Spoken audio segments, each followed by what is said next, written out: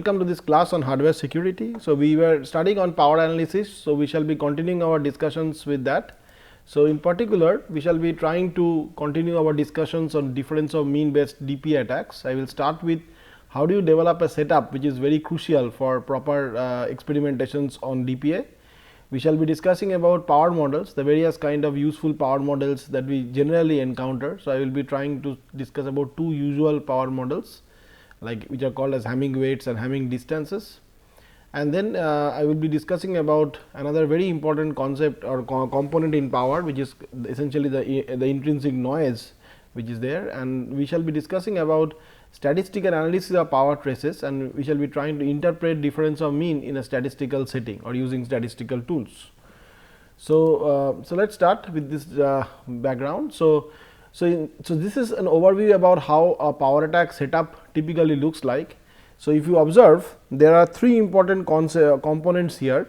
So, you have got the design under test, which is essentially the where you are basically putting your encryption algorithm. So, essentially it could be an FPGA, it could be a smart card or a microcontroller, which is essentially the target of your attack. On the other hand, so this FPGA, so this is I mean there are different platforms that you can of course target, but typically the platform that we will be considering are essentially called as Haseeb boards or Sakura boards. These are very standard boards which are available internationally, where we can do our experiments on power attacks and other kinds of side channels. So, this board is called essentially it has got two important parts, and out of them the most important part, there are two FPGAs in the board. So, one FPGA is the control FPGA, which contains the codes for communication with the CPU, and it acts as a controller which provides inputs and required control signals to the second FPGA, which houses the crypto algorithm. So, the crypto algorithm is kind of housed in the second FPGA, and the first FPGA or the control FPGA essentially does communication. So, it basically communicates with the CPU and it acts as a central controller. So, therefore, the objective of it, right, is I mean the controller or the control FPGA essentially has got the key role of performing communication with the CPU, and it is typically done through an USB cable. The other important component in this setup is the oscilloscope. So, the oscilloscope is typically used for acquiring power traces or electromagnetic traces or any other side channel traces that we essentially are interested in. And upon receiving, so there is essentially a trigger signal which the design generates, say upon like when every encryption is done. So, after every encryption there is a trigger which is generated. So, upon receiving this triggered signal, power traces are obtained and they are sent to the CPU. So, the triggering essentially indicates kind of the start of the encryption, and therefore, it helps us to align the power traces. So, that every power trace corresponds to the same set of operations. Okay. If there is a misalignment, then that would lead to lesser success rate. I mean it can essentially lead to the fact that the attack will not work also. So, it is very important that we properly align the traces, and triggering helps us to do so. Now, the oscilloscope also needs to have a high sampling rate, because as we know that if the sampling rate is low, then it will miss information, and that essentially could be crucial for the attack. So, essentially it has got a high typically it has got a high sampling rate, and that is an important criteria for like getting a suitable oscilloscope. Then the heart of this entire operation is the CPU. Okay, the CPU or your computer essentially is where the whole setup along with the other the other components are essentially synchronized. So, therefore, the CPU right, as you can see over here is the PC, which provides the plain text to your target board, and it receives the corresponding cipher text, and at the same time it also receives the corresponding power trace.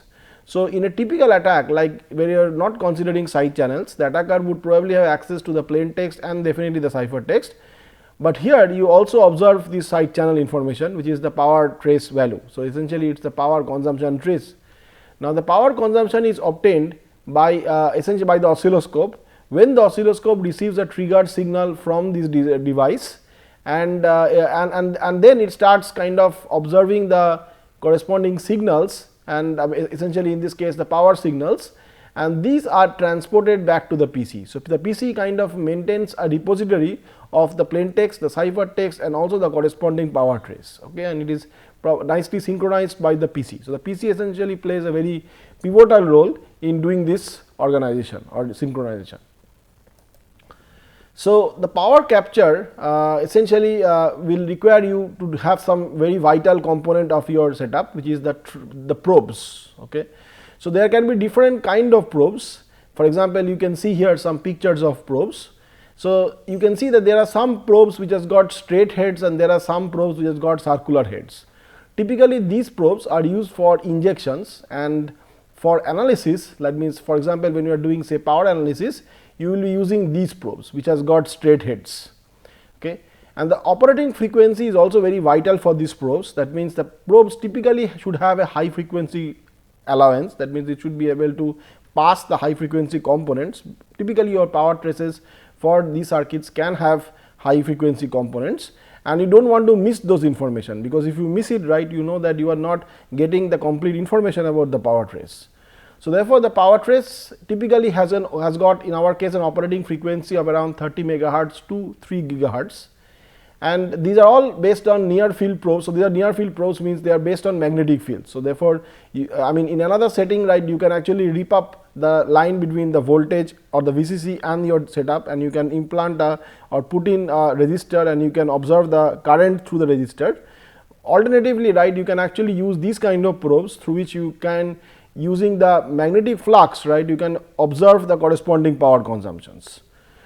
So, the other, as I said, the other important component or aspect is the sampling frequency of your oscilloscope. So, typically we set the oscilloscope sampling frequency as high as 2.5 gigasamples per second, which you can see that if your crypto FPGA frequency for the Sasebo or the Sakura board typically operates at 2 megahertz clock.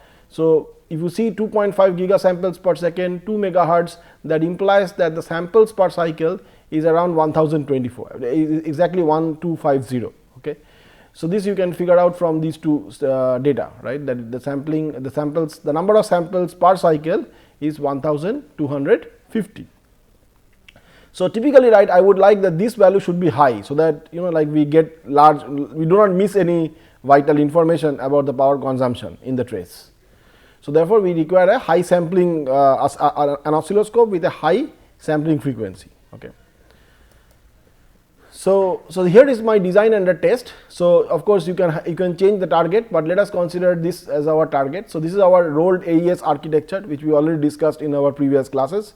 So, the AES, right, essentially is also in this case only the AES 128 version, but you can easily extend it to other dimensions of the AES algorithm, and the AES in this case is implemented on Virtex 5 FPGA, and this is the device family of the FPGA, and it has got a triggered signal. As I said, that the triggered signal will basically indicate that the operation has been done after every encryption.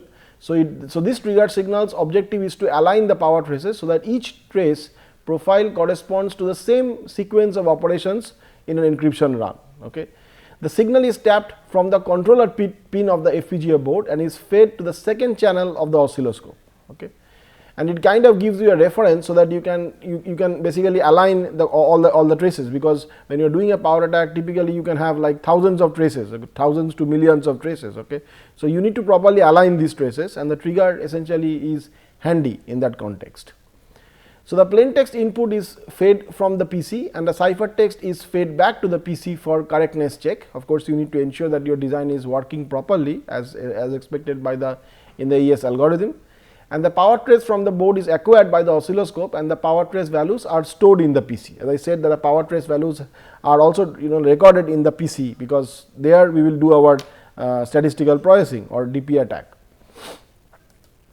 So, here is how the power trace of an AES algorithm looks like. As I said, that the crypto FPGA frequency is 2 megahertz, and you are basically collecting like 1250 samples per cycle. So, we did an FFT plot of this. The objective was to show like, so we basically when we are doing this FFT analysis, right, we ensure that the maximum frequency without aliasing is kept around 1.25 gigahertz. So, that means like if this trace, right, has got some frequency component which is more than 1.25 gigahertz, then that is lost. Okay. And when we do an inverse Fourier transformation, then we get back the original power trace, kind of showing that you do not have any component which is more than 1.25 gigahertz in this trace. Okay. So, this is a two sided frequency domain plot, and you can observe that essentially there is a central like the DC bias of this power trace, okay, and that is essentially shown by this 0 frequency component of the FFT curve or the FFT plot. So, let us before I go into the other aspects that we essentially I will be discussing about the high frequency component of the power signals and how they should be communicated to the oscilloscope. But before that, let us discuss about the power models, which is a very vital aspect of doing your differential power attacks. So, power model typically means it is basically a simplistic model through which you basically kind of estimate, or I would say rather guesstimate, the corresponding power consumption. Okay. So, you see that like you have got, in this case, just to explain that, I show a picture of a simple CMOS inverter, and you can see that there is essentially a PMOS and an NMOS basically stacked to each other. The objective is to charge and discharge a capacitor. So, the capacitor essentially stores the value of the output of this gate, and when it is charged, right, it is charged through the PMOS, and when it gets discharged through the NMOS. So, there is a distinct charging path and the discharging path. Okay. That implies that the power consumption should be different probably for the charging as well as the discharging. Okay. But before I even get into that, right, I mean, we should try to understand why do we need the power model in our attack. Okay. So, if you remember, when we were doing the difference of mean based attack, the objective was that you had the access to the ciphertext as an attacker, you were guessing a portion of the key, and based upon that you were trying to kind of like go back to an intermediate stage, to go into an intermediate state, and there you are basically applying a power model. Okay. And the objective of that power model would be to get some kind of estimate about the actual power consumption. Okay. So, power analysis depends largely on this simulation of power, okay, because you have got an actual power and you try to simulate the power, and then you try to correlate these two things. Okay. And the idea is that if your key guess was correct, or at least the guess for the portion of the key was correct, then the simulation would match with your expected or with your observed power consumption. Okay. That is the basic idea. So, power analysis depends largely on power simulation, which predicts the power variation of a device with respect to the change of internal values. The internal value is often computed from the ciphertext and the assumed portion of the key, and the power model which maps the internal power to a power level. So, this could be, for example, a Hamming weight or a Hamming distance model. Okay. There could be other models also.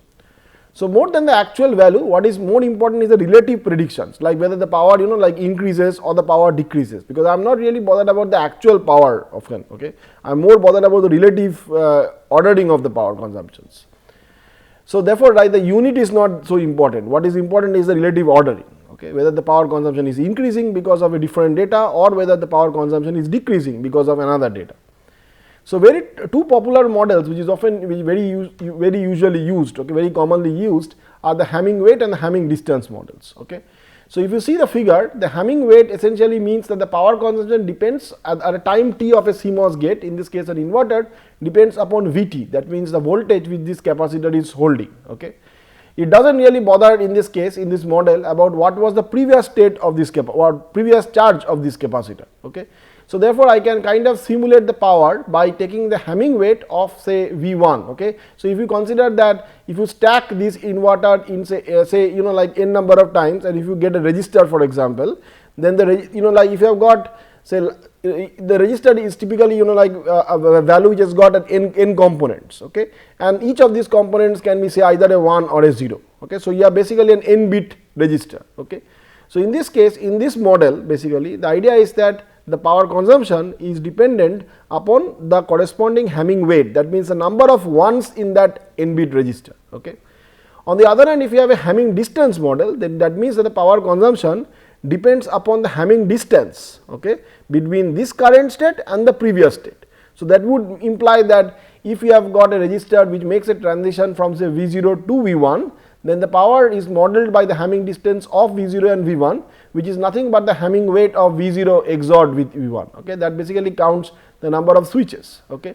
So, that means like in this case, what I am the power consumption at time t depends upon not only this current time voltage, but also on the previous value of the voltage. Okay. So, that means like it is more probably more realistic, because like when you are considering dynamic power consumption, then you would expect that a Hamming distance model probably would be more accurately estimating the power consumption. At the same time, right, also keep in mind that when you are doing a Hamming weight or Hamming, if you are comparing the Hamming weight power model with a Hamming distance power model, in the Hamming distance power model you also need to know what was the previous state of that resistor, okay, which means that you need more information, okay.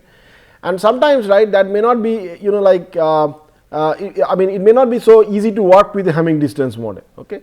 But at the same time, we can try to, if you observe, right, you will see that the Hamming weight model also does not do so bad, okay. One of the reasons, for example, like in certain category of implementations, as we know that in CMOS, right, in particularly when we talk about dynamic CMOS, we have got certain category of circuits which gets occasionally charged, okay, charged, I mean like pre-charged. So there is a pre-charge stage followed by an evaluate stage. So in the pre-charge state, typically you basically you know, like you can either charge a state to 0 or you can charge a state to 1, okay.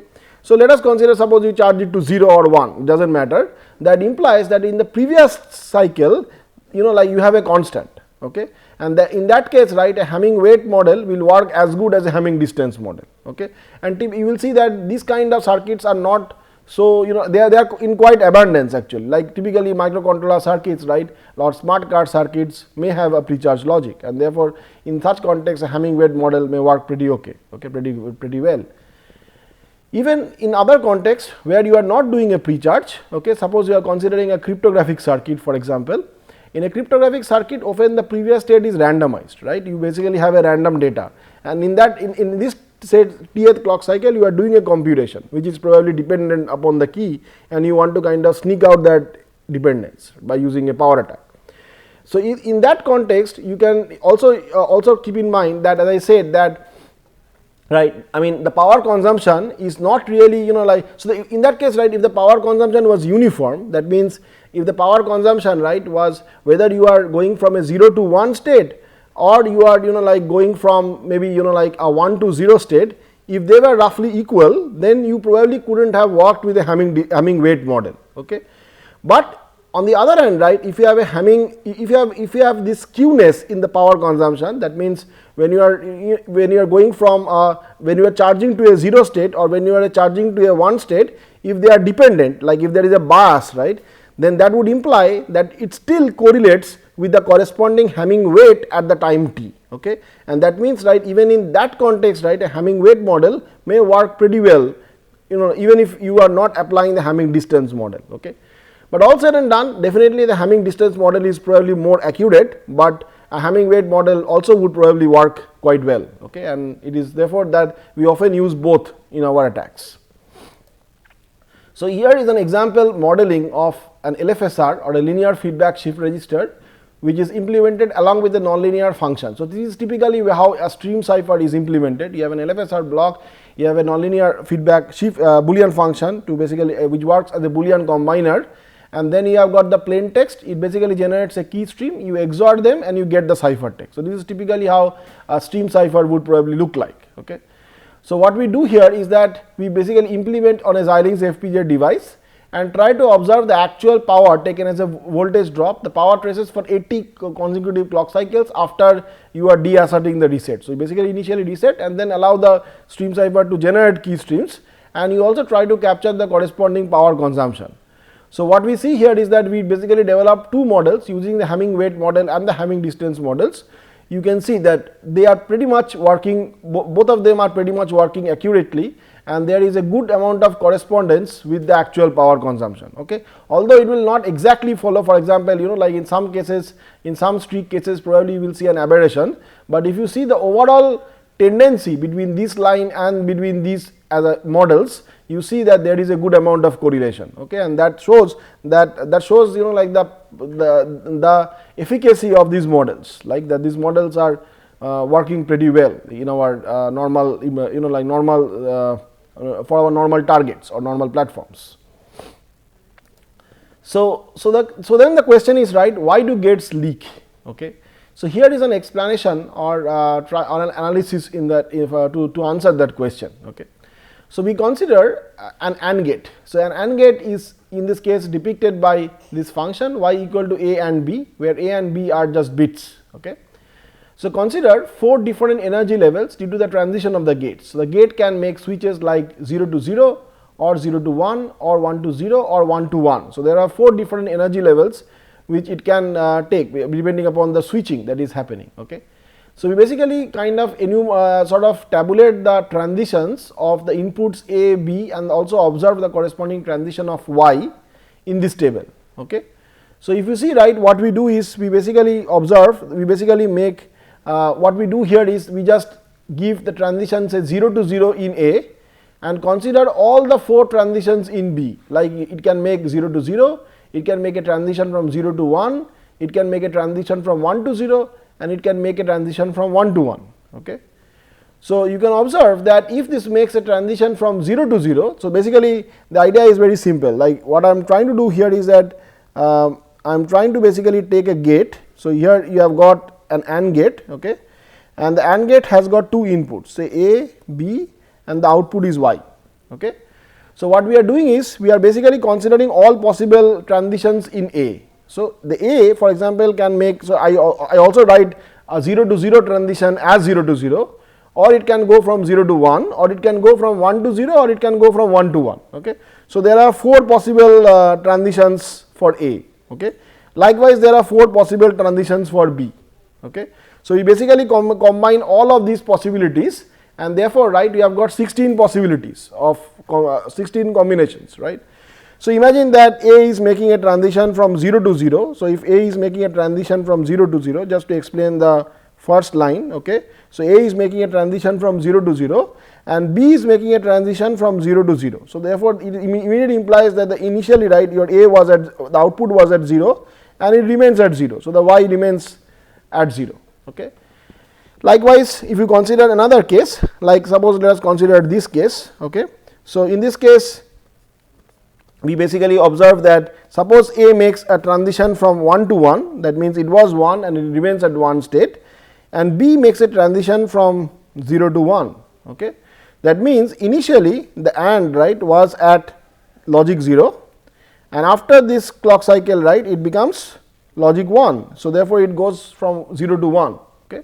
So, like this, right, we have basically kind of observed all the 16 possible transitions and then we basically write the corresponding energy for these transitions. Like suppose this gate is making a transition from 0 to 0. So, we basically kind of write or tabulate the energy consumption as E 0 to 0 and likewise here we write E 0 to 1. Okay. Similarly, right, in some cases we will have E 1 to 0 and we will also have E 1 to 1. So, these are the 4 energy levels that we are considering. So, now what we try to do is we basically try to calculate the average energy when the output is 0 and the average energy when the output is 1. So, if you remember in the difference of mean, we exactly try to do the same, right. We basically try to find out the average energy consumption in both the cases. So, we basically try to find out what is the average energy when the output gets converted into 0, that means gets computed into 0 and the average energy when the output gets calculated as 1. Okay. So, therefore, we find out EQ equal to 0 and EQ equal to 1. So, EQ equal to 0 are those cases where you have got the output which results in 0. So, you can observe that this is such a case. Okay. Likewise, this is a case where the output becomes 0 because likewise for all these cases you have got the output which results in 0. Likewise, here also in the black case also you have got a 0 which is the output results in 0, but this one, right, is a E0 to 1 transition, that means the gate becomes 1 after the transition. Okay. So, therefore, we will not put this in this bin and this is another case to be considered here. Likewise, these two are also important and we also have E1 to 0 which is essentially shown here. So, all these are cases which we are considering here because the output gets transformed into 0. Okay. So, here you can observe that there are 9 E0 to 0 transitions, okay, like 1, 2, 3, 4, 5, 6, 7, 8 and 9. So, there are 9 E0 to 0 transitions and there are 3 E1 to 0 transitions, like these blues are the E1 to 0 transitions. Okay. So, therefore, if you average you will get divided by 12 Likewise, right, for EQ equal to 1, there are 3 E0 to 1 transitions and there is one E1 to 1 transition. So, the average is essentially shown here, and you can observe that if the transitions like E0 to 0, 1 to 0, 1 to 1 and 0 to 1, okay, they are not identical, then EQ equal to 0 and EQ equal to 1, they are not same, okay, and that implies that you do not have the same level or average power, and the power essentially correlates with whether the output is 0 or whether the output is 1, okay. And therefore, right, this is an important or like I would say like a simple experiment, but it kind of shows that like that there is a correlation. So, therefore, this correlation is essentially one of the reasons why you have the gates leaking in context to power attacks. So, likewise, right, I mean the other important thing is the quality of measurement and noise, and you can observe here that and you can easily ponder that the high quality of power traces is very important and central to the accuracy of differential power attack. So, here in this case we do a very simple experiment. We basically run AES encryption with the same plain text and the key, but as you can see that the power traces are varying, okay, and it is resulting in different power traces. But if you want, right, that your your power capture is accurate, then you would like to have this variation as small as possible, and this variation essentially takes place because of the noise which is essentially there in your implementation, okay. So, these fluctuations are typically caused due to electrical noise, which are caused by noise due to power supply, clock generator, conduction and radiation emissions from the components connected to the device under attack, okay, and therefore, this is an important aspect that we need to consider when we discuss about power attacks, okay. So, I will be discussing more about about noise and also about how to kind of analyze noise, okay, using statistical tools, but that we will take up in the next class. Thank you.